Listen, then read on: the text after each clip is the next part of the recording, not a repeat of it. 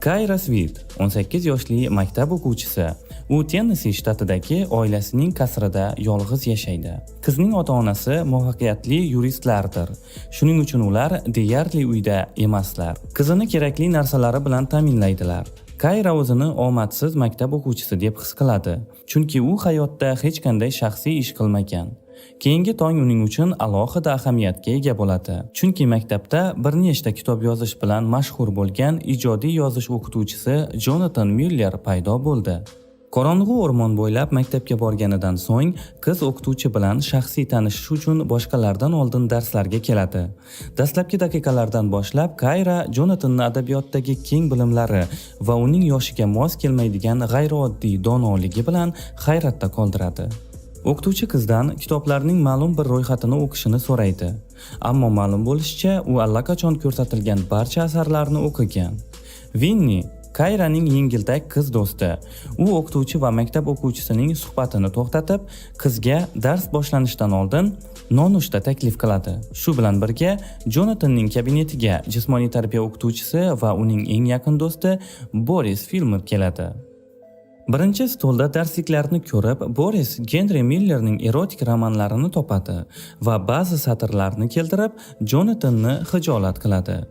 Uyga qaytgan Jonathan xotinini ichishga taklif qiladi, lekin u juda band. Beatrice eridan farqli o'laroq muvaffaqiyatli muallifga aylandi. Shuning uchun u turmush o'rtog'ini e'tiborsiz qoldiradi. Jonathan xotinini raqsga taklif qilishga muvaffaq bo'ladi, lekin sevgi qilishga urinishlari to'xtatiladi. Telefon qo'ng'irog'ini Beatrice e'tiborsiz qoldira olmadi. Ertasi kuni ertalab o'qituvchilar o'zlarining kichik muammolarini muhokama qilib, ponchik va kofe bilan nonushta qilishadi. Bir payt ular Kayraning qorong'u o'rmondan chiqib kelayotganini payqashadi. Bu biroz dahshatli ko'rinadi. Jonathan xavotirda bunday yo'l xavfsiz bo'lmasligi mumkin deydi, ammo maktab o'quvchisi uni ogohlantiradi.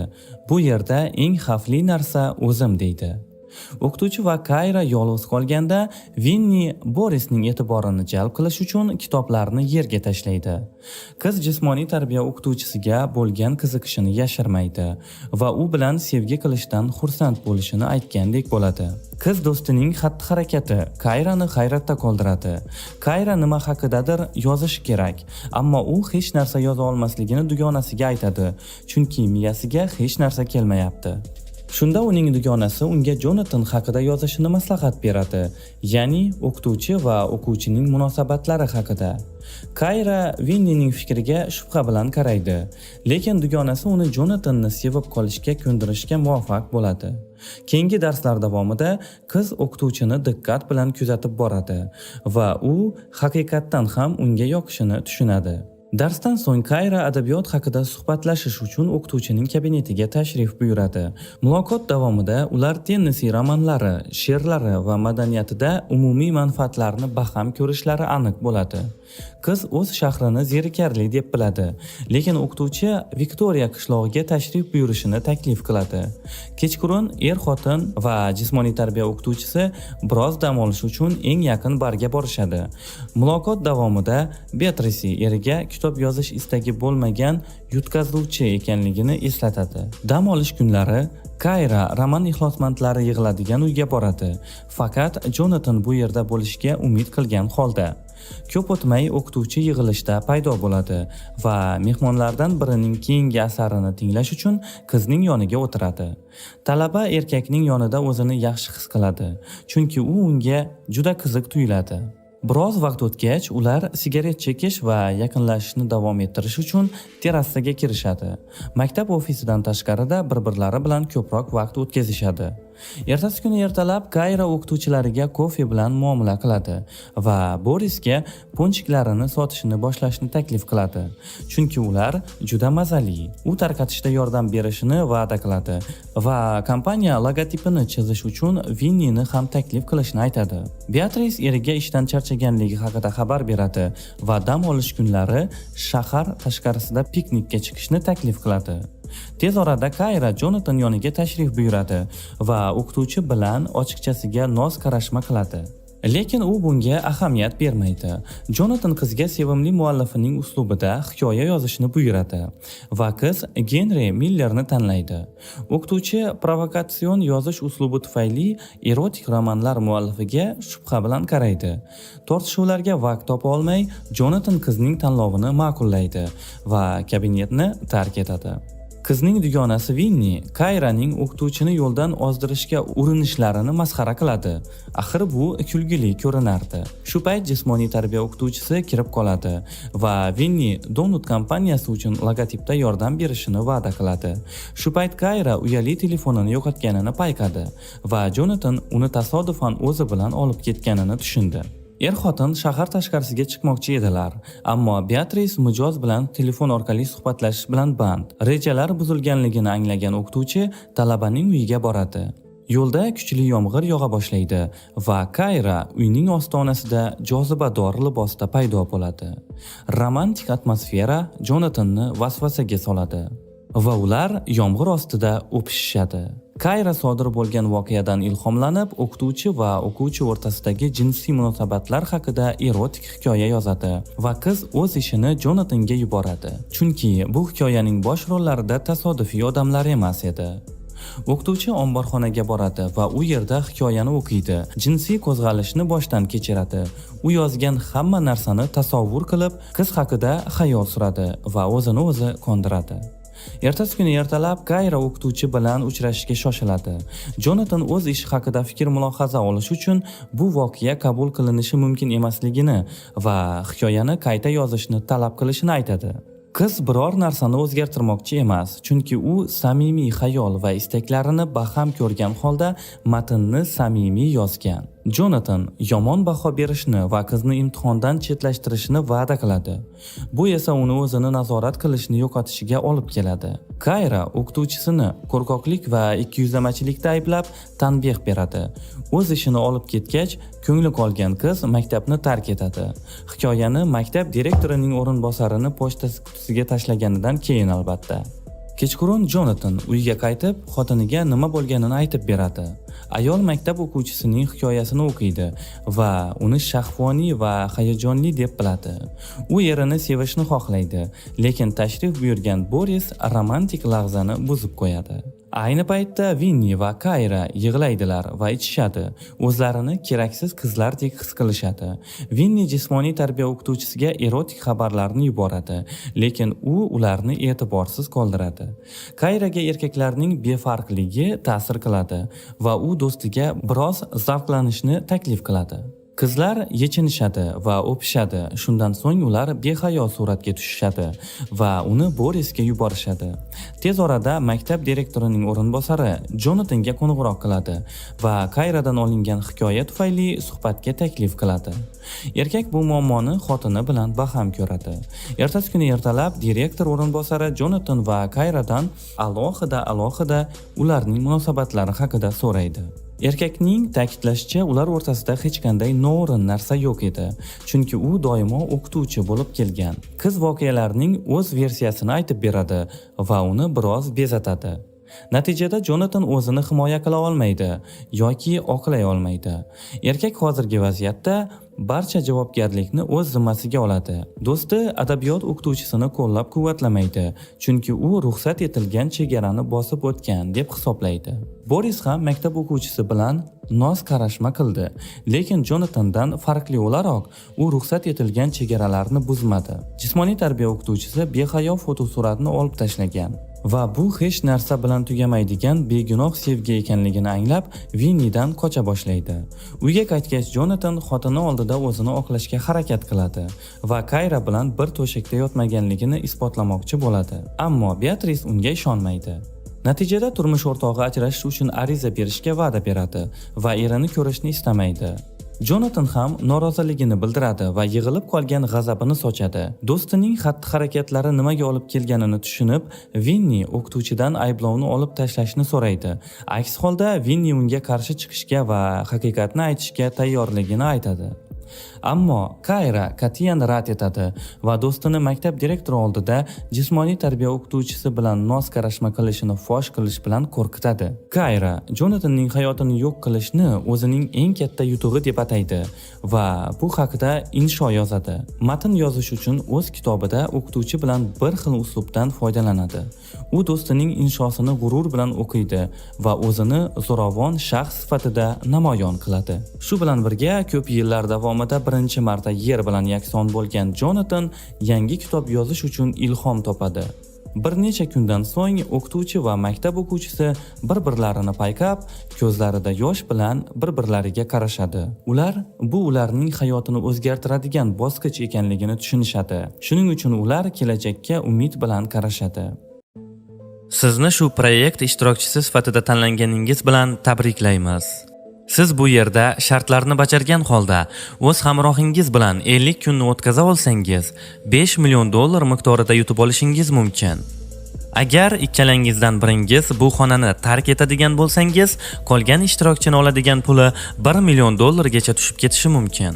Demak, yosh sevishganlar Ketrin va Michael o'zlari uchun foydali bo'lgan taklifga rozi bo'lishdi. Bu proyekt ishtirokchisi bo'lib, bu yerda bu yosh sevishganlar faqatgina bir xonada 50 kunni birga o'tkazishlari kerak xolos. Ular buning evaziga $5 million olishadi. Michael hamda Ketrin birinchi kundanoq bu $5 million qanday qilib sarflash haqida gaplashishardi. Qizcha shubhalanardi bu pulni olishlariga, chunki shartlar juda ham oddiy edi. Michael esa aytadiki, bizga omad kulib boqdi, biz bundan unumli foydalanib ko'ngil xushlik qilishimiz kerak deydi. Bu xonada spalnidan boshqa hech narsa yo'q edi. Yuvinish xonasiga ham bir kunda bir marta kirishga ruxsat bor va bu xonada bitta planshet bor edi. Bu xonada bo'lish tartiblari va qonun qoidalari yozilgan. Ularga bu yerda maxsus oziq-ovqat ham berishadi. Bu xonada elektr energiyasi soat 10 da o'chadi, Ketrin esa ertalab soat 7 ga butunlik qo'yadi. Sevishganlar uchun bu shartlar juda oddiy ko'rinardi, chunki buning evaziga olinadigan sovg'alar ko'zni quvontirardi. Keyingi kuni ular o'z kiyimlarini topshirishadi va maxsus kiyimlar olishadi. Michael aytadiki, endi haqiqiy jinnilarga o'xshab qoldik deydi. Ketrin unga savol beradi, nimaga bu ishlarni qilyapsan deb. Eslatib o'tamizki, Michael bu proyektning yaratuvchisi. Michael javob beradiki, bu hozircha sinov ko'rinishidagi proyekt, shuning uchun ikkalamiz shu yerdamiz deb javob beradi. Oradan endigina 2 kun o'tganda Michael aytadiki, bu soat minlarini ko'rgani ko'zim yo'q deydi. Va yana aytadi, bu 50 kun biz uchun 3 yoki 4 oydek tuyulishi mumkin deydi. Ketrin esa aytadi, soatga ko'p ham qarayvermaslik kerak deydi. Ketrinning ertalabki soat 7 ga qo'ygan budilniki Michaelning asabini buzishni boshlaydi va bu budilnikni o'chirishni yoki vaqtini o'zgartirishni iloji yo'q edi. Va Michaelda ham albatta chidashdan boshqa imkoniyat yo'q edi. Kunlar o'tadi, maxsus ovqat, bitta xona, hech narsa o'zgarmasdi. Kun, maxsus ovqat, oq xona. Kun, tun, xona, maxsus ovqat. Hech narsa o'zgarmasdi. Oq xonadan boshqa hech narsa yo'q. Va kunlardan birida Michael bu xonada hasharotni ko'rib qoladi. Ha, bu oddiy hasharot, lekin bu xonada hasharotni uchratish ham orzu edi bu sevishganlar uchun. Michael bu hasharotga ovqat bermoqchi bo'ladi, lekin bu ham mumkin emas edi. Keyinchalik Michael bu hasharotni ko'chaga olib chiqib qo'ymoqchi bo'ladi va kameraga qarab aytadiki, xonadan chiqish niyatim yo'q, faqatgina hasharotni olib chiqmoqchiman deydi. Lekin Ketrin aytadiki, bu yaxshi fikr emas deydi va shundan so'ng sevishganlar tortishib urushib qolishadi va Ketrin o'zi bilmagan holda hasharotni bosib o'ldiradi. Vaqt juda ham sekin o'tardi. Keyinchalik Michael o'z sevgilisiga aytadiki, u zerikib ketganidan ko'ngil xushlik qilish uchun narsa sotib olishini. Bu xonada har bitta qatnashuvchiga 2 marta bu narsani sotib olishga ruxsat bor edi va bu narsaning narxi birinchi sotib olganda $100 ming edi. Ko'ngil xushlikni xohlagan Michaelga bittagina yashil borni berishadi. Shu bitta bor uchun Michael $100 ming pulni havoga uchirdi. Shu paytda Ketrin aytadiki, bu sarflangan puling o'zingning hisobingdan olib qolinadi deydi. Borni qabul qilib olgan Michael devorga har xil rasmlarni chizishni boshlaydi va Ketrin uni oldiga kelib, o'zini rasmini chizishni so'raydi. Qizcha albatta chiroyli rasm kutgan edi, ammo natijani ko'rib aytadiki, sen rasm chizishga qodir emassan deydi. Va ketib qoladi o'zining yigitini xafa qilmaslik uchun. Bor tamom bo'lganidan so'ng Michael yana zerikishni boshlaydi va Ketrindan uzr so'raydi uni haqorat qilgani uchun. Bu yerdagi ahvol og'irlashib qoladi. Ketrin o'qlangan to'pponchani ko'rganidan so'ng va aytadiki, bizni ustimizdan kulishyapti deydi. Ular o'ylashlaricha ertami kechmi ikkalasidan bittasiga bu quroldan foydalanishga to'g'ri keladi va ular qanday qilib bu quroldan qutulishni bilmay, uni spalnining tagiga yashirib qo'yishadi. Michael juda ham zerikardi va aytadiki, u boshqa chiday olmasligini. Buni eshitgan Ketrin qo'rqishni boshlaydi va Michaelga yana bitta ko'ngilxushlik qilish uchun narsa sotib olishni taklif qiladi. Ikkinchi marta sotib olishda bu noma'lum bo'lgan narsaning narxi $400,000 gacha oshadi va shunda ham Michael sotib oladi va ko'radiki, bu safargi $400,000 ga loyiq bitta chiroyli qiz kiyimsiz kirib keladi. Ketrin yuvinish xonasidan chiqishi bilanoq ko'radiki, xonada kiyimsiz qiz yurganini. Michael esa o'zini oqlashga urinardi, lekin uning hech qanaqa aybi yo'q. Bu qizcha o'zini Simona deb tanishtiradi. Ketrin rashk qilishni boshlaydi, chunki Michael boshqa qizga ko'proq vaqtini ajratyapti. Va shu kuni kechasi yana bitta muammo paydo bo'ladi. Bu sovg'a sifatida kelgan qizga uxlashga joy yo'q. Michael aytadiki, qizlar spalnida yotishini, u bo'lsa yerda yotaman deydi. Shu paytda Simona aytadiki, bu yaxshi fikr emasligini, chunki pol betondan bo'lgan. Ertasi kuni Ketrin bu qizni xonada yo'qligini ko'rib xursand bo'lib yuvinish xonasiga kirsa, Simona ham o'sha yerda edi. Bu rashk qilishlar va boshqa muammolar davom etardi, toki Ketrin ham ko'ngilxushlik uchun narsa sotib olmaguncha. Keyinchalik Ketrin bu bo'lib o'tayotganlarga chiday olmay, u ham ko'ngilxushlik uchun narsa sotib oladi. Ketringa $100,000 evaziga tabletka berishadi. Bu oddiy tabletka emas. Ular bu tabletkani iste'mol qilishlari bilan mayli davom etamiz. Bu o'yin kulgu Michaelning hushidan ketishi bilan yakunlanadi. Michael hushiga kelganidan so'ng Simona bilan suhbatlashishni boshlaydi o'zining muammolari haqida va Michael o'zining ukasidan ajralib qolganlarini aytib beradi. Bunga javoban Simona aytadiki, u ham onasidan ayrilib qolganini. Simona Michaelni tinchlantirish uchun dalda berish uchun uni qo'lidan ushlaydi. Shu paytda Ketrin uyg'onib qoladi va ularni qo'l ushlashib o'tirganini ko'radi va yana rashk qilishni boshlaydi. Ketrin Simonani haqoratlaydi va Simona jahl qilgan holda aytadiki, balkim sen uxlab yotgan payting Michael va mening o'rtamizda nimalardir bo'lgandir deydi. Ertasi kuni Ketrin Simonani xona bo'ylab izlaydi, lekin uni topa olmaydi va quvonishni boshlagan Ketrin devorda yozilgan yozuvga ko'zi tushadi. U yerda shunday deb yozilgan edi: shu vaqtgacha menda hali bunaqangi yorqin jinsiy aloqa bo'lmagandi. Buni ko'rgan Michael darhol aytadiki, men u bilan yaqin aloqada bo'lmaganman, buni hammasi yolg'on deydi. Lekin Ketrin aytadiki, u sening sobiq qizingga o'xshar ekan, balkim sobiq sevgilingni eslab nimalardir qilgandirsizlar deydi. Michael tushuntirishni boshlaydi. Bu hammasi xona organizatorlari biz bilan o'ynashyapti deydi. Ketrin bunga javoban aytadiki, hech qanday organizatorlar yo'q. Sen Simona bilan yaqin aloqada bo'lgansan, meni rashkimni keltirish uchun deydi. Rashkdan es-hushini yo'qotib qo'ygan Ketrin Michaelni itarib yuboradi va Michael boshi bilan devorga urilib yiqiladi. Keyinchalik darhol Ketrin yordamga boradi va uzr so'raydi va aytadiki, atayin qilmadim, bexosdan bo'lib ketdi deydi. Michael unga aytadiki, sen uchun o'zimni yaqin do'stlarimdan kechdim. Ishchi hamkorlarim bilan aloqamni uzdim. Sen rashk qilmasliging uchun. Lekin men qilgan shuncha harakatlarga ham shu rashking bilan javob qaytaryapsan deydi. Keyinchalik Michaelga shifokor yordami kerak bo'ladi. Lekin Ketrin aytadiki, bizda bunaqa imtiyoz yo'q deydi. Michael xonani tark etishni taklif qiladi. Ketrin buni xohlamasdi. Michael unga savol beradi: "Men uchun nimalarga tayyorsan?" Qiz agar juda ahvoling og'irlashib qolsa qon berishga ham tayyorman, lekin xonani tark etishni xohlamaydi. Shunda Michael aytadiki, "Pulni deb aqldan ozibsan, qizcha unday emas" deb javob qaytaradi. Shunda Michael aytadiki, "Unaqa bo'lsa xonani tark etamiz" deydi. Lekin qiz bunga ham rozi bo'lmasdi. Michael esa qo'shimchasiga aytadiki, "Bu devordan qurilgan xona emas, bu yerning hamma joyi oyna" deydi. Va unga ketish kerakligini tushuntirishni boshlaganda, Ketrin boyaki qurolni olib Michaelni qo'rqitishni boshlaydi. Michael aytadiki, bunday qilishga qo'ling bormaydi. Lekin shu paytda Ketrin yuqoriga qarab o'q uzadi. Michael bilardiki, Ketrin unga o'q uza olmasligini va xonani tark etadi. Keyinchalik ko'ramizki, Ketrin bitta o'zi xonada pul yutib olish niyatida kundan kunga so'lib borayotganini va oxirgi 2 kuni qolganida u ham chiqish tugmachasi yoniga boradi. Oradan bir necha vaqt o'tganidan so'ng kechasi yugurishga chiqqan Michael o'zining sobiq sevgilisi Ketrinni uchratadi va Michael ko'pdan beri ko'rishmaganini aytib, sayr qilishni taklif qiladi. Keyinchalik Michael Ketrindan so'raydi: "U xonada bo'lib, va'da qilingan pulni oldingmi?" deydi.